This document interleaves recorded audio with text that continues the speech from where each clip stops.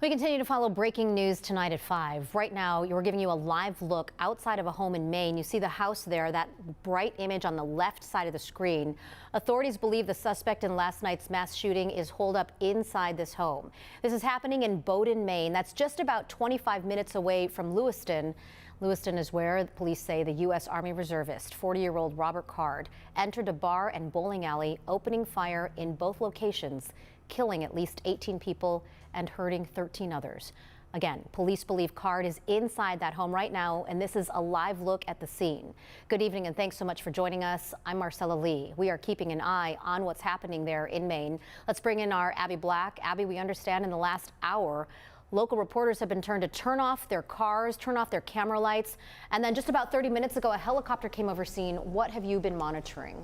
Well, Marcella, we've been watching this live as this has been unfolding, because earlier today there was a big tactical units out that were there that have surrounded the home, and then it kind of quieted down a bit. Now, Bowdoin again is about 25 minutes southeast of Lewiston. Authorities were there earlier today, but activity again had dissipated. But now in the last 45 minutes or so, police have told reporters to turn off their lights, and over the bullhorn you can hear them tell the officers, or hear from the officers telling Robert Card to come out with his hands up.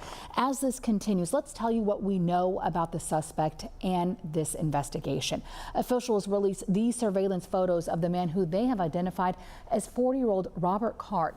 He's seen pointing an assault rifle inside the bowling alley that was hosting a children's bowling league last night.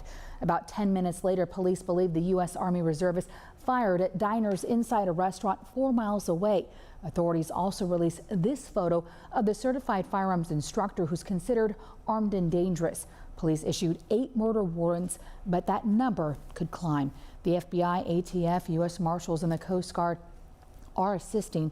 Last night, investigators found his car in a nearby town. This is a town with a population of 37,000 people. That's smaller than Poway.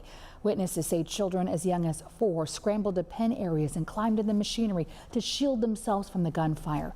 A reporter at our sister station, News Center Maine, spoke to a bowler who described the terror as he, his mom, and friends escaped out the back exit, but one of his friends did not make it and was killed. It was me, a handful of tables and things, and then there was him at the front counter. So when I saw him looking down at his gun, he was facing away from our group. I turned to everybody at the bowling alley on that side, and I said, everybody get out that exit door right now, live shooter. A New York National Guard spokesperson says in July, Card was taken to a hospital for medical evaluation after acting erratically during training at the U.S. Military Academy at West Point. President Biden has ordered flags to be flown at half-staff nationwide in honor of the victims.